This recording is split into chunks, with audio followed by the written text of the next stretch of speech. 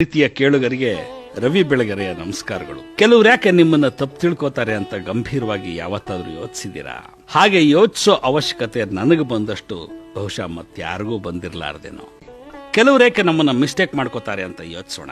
ನಾನು ವಿನಾಕಾರಣದ ದ್ವೇಷಗಳನ್ನ ಇತ್ತೀಚೆಗೆ ಕೇರ್ ಮಾಡದೆ ಕಸದ ಬುಟ್ಟಿಗೆ ಎಷ್ಟು ಸುಮ್ಮನಾಗ್ಬಿಡ್ತೀನಿ. ನೀನಿಂತ ಜಾತಿಯವನು, ನೀನು ಕ್ರೈಮ್ನ ವಿಜೃಂಭಿಸಿ ಬರೀತೀಯಾ, ನೀನು ದುಡ್ಡು ಮಾಡ್ತೀಯಾ, ಈ ಗೊಣಗಾಟಗಳಿವೆಯಲ್ಲ, ಅವು ಯಾವತ್ತಿಗೂ ಕೂಡ ವಿಮರ್ಶೆಗಳಲ್ಲ.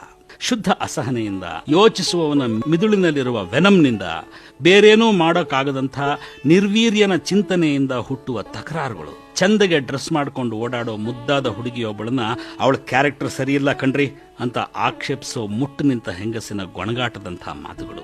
Don't care for them. ಆದ್ರೆ ಕಾಲೇಜಿನಲ್ಲಿ ಚಟುವಟಿಕೆಯಿಂದ ಇರುವ ಒಬ್ಬ ಹುಡುಗನಿಗೆ ಅವನಿಗೆ ಗೊತ್ತಿಲ್ಲದೆ ಸಣ್ಣದೊಂದು ರೌಡಿ ಇಮೇಜ್ ಹುಟ್ಕೊಂಡ್ಬಿಡುತ್ತೆ. ಅವನೆಲ್ಲೋ ಒಂದೆರಡು ಕಡೆ ಸಿಗರೆಟ್ ಸೇದಿದ್ದು ಹೌದಾದ್ರೂ ವಿಪರೀತ ಕುಡಿತಾನಂತೆ, ಇನ್ನೊಂದು ಚಟಾನೂ ಇದೆಯಂತೆ ಅನ್ನೋ ಮಾತು ಹುಟ್ಕೊಳ್ಳುತ್ತೆ. ತರಲೆ ಒಬ್ಬನ ಕಪಾಳಕ್ಕೆ ಹೊಡೆದ ತಪ್ಪಿಗೆ ಅವನ್ ಶುದ್ಧ ರೌಡಿ ಅಂತೆ ಅನ್ನೋ ಹೆಸರು ಸೃಷ್ಟಿಯಾಗುತ್ತೆ.